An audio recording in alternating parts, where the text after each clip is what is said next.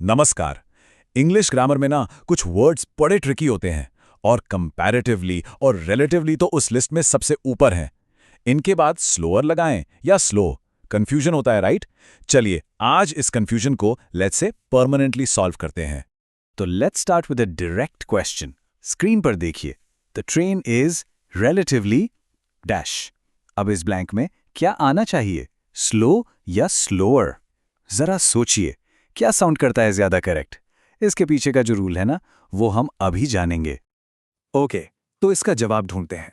इस पहले सेक्शन में हम लोग एग्जैक्टली यही समझेंगे कि इसका कोर रूल क्या है। मतलब कंपैरेटिवली स्लोअर जैसा फ्रेज आखिर ग्रामेटिकली इनकरेक्ट क्यों है। सबसे पहले ये कंपैरेटिवली और रिलेटिवली हैं क्या? ये दोनों एडवर्ब्स हैं और सबसे इंपॉर्टेंट बात, इनके मीनिंग में ही कंपैरिजन मतलब तुलना छिपी हुई है। ये शब्द खुद ही बाय डिफॉल्ट दो चीजों को कंपेयर करने का काम कर रहे हैं। और यहीं पर आता है हमारा गोल्डन रूल। इसे बस याद रखना है कि इन दोनों वर्ड्स के साथ, कंपैरेटिवली और रिलेटिवली के साथ, हमेशा एडजेक्टिव की पॉजिटिव डिग्री ही यूज होती है। You know the first form.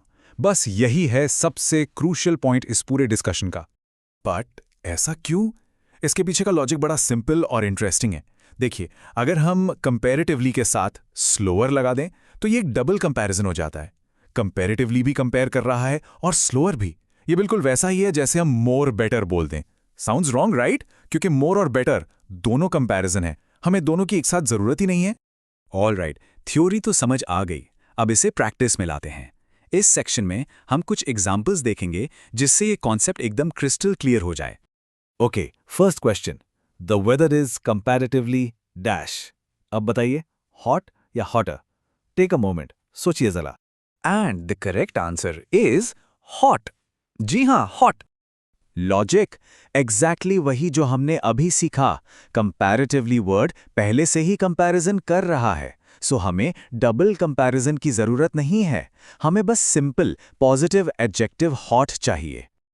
Okay, next example. ये वही सवाल है जिससे हमने शुरुआत की थी। The train is relatively dash. क्या होगा, स्लो या स्लोअर? आई एम श्योर अब तक सबने गेस कर लिया होगा। The correct answer is slow. Same rule, same logic. Relatively अपना कंपैरिजन का काम कर रहा है, इसलिए हम उसके साथ पॉजिटिव डिग्री स्लो यूज करेंगे। Simple as that. Okay, one last practice question, और ये थोड़ा ट्रिकी हो सकता है। Earlier job opportunities were comparatively good और better.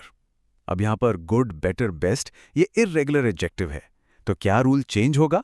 And the correct answer is good. तो इंपॉर्टेंट टेकअवे क्या है? Rule is the rule. Adjective चाहे रेगुलर हो या इर्रेगुलर, जैसे गुड, बेटर, नियम नहीं बदलता। कंपैरेटिवली के बाद you guessed it, positive degree good ही आएगा। ठीक है, तो हमने मेन रूल तो मास्टर कर लिया, लेकिन इंग्लिश ग्रामर में एक्सेप्शंस ना हो ऐसा कैसे हो सकता है? तो हाँ, इसका भी एक इंपॉर्टेंट एक्सेप्शन है। लेट्स सी कि ये रूल कब और कैसे चेंज होता है। ये रूल चेंज होता है सिर्फ एक कंडीशन में, जब सेंटेंस में थैन आ जाता है। बस ये वर्ड थैन जो है ना, ये सिग्नल है कि अब स्ट्रक्चर डिफरेंट होगा। Let's compare. इन दो सेंटेंसेस को देखिए, डिफरेंस एकदम क्लियर हो जाएगा। पहला, with than, it does more harm than good. दूसरा, विदाउट डैन, जो हमारा मेन रूल है, this situation is comparatively good. देख रहे हैं स्ट्रक्चर कितना अलग है? सो थैन वाले स्ट्रक्चर में एक्चुअली हो क्या रहा है? Let's break it down. दो सिंपल पॉइंट्स हैं। पॉइंट 1, कंपैरेटिव डिग्री जैसे मोर थैन से पहले यूज होती है, एंड पॉइंट 2, पॉजिटिव डिग्री जैसे गुड थैन के बाद यूज होती है। More harm than good. See? All right, तो हमने मेन रूल भी देख लिया और उसका स्पेशल एक्सेप्शन भी। अब टाइम है एक क्विक रिवीजन का। एक तरह से ये आपकी फाइनल चीट शीट है, सो पे अटेंशन। ये टेबल सब कुछ एक जगह पर समराइज कर देता है। देखिए, कंपैरेटिवली और रिलेटिवली, इनके बाद आएगा positive degree. Example, comparatively good, simple. और जब नॉर्मल कंपैरिजन हो रहा हो दैन के साथ, तब आती है comparative degree. Example, better than. बस ये सिंपल सा डिफरेंस याद रखना है and you are good to go.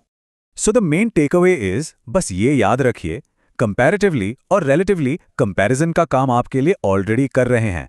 So adjective को सिंपल रखिए, डोंट कॉम्प्लिकेट इट।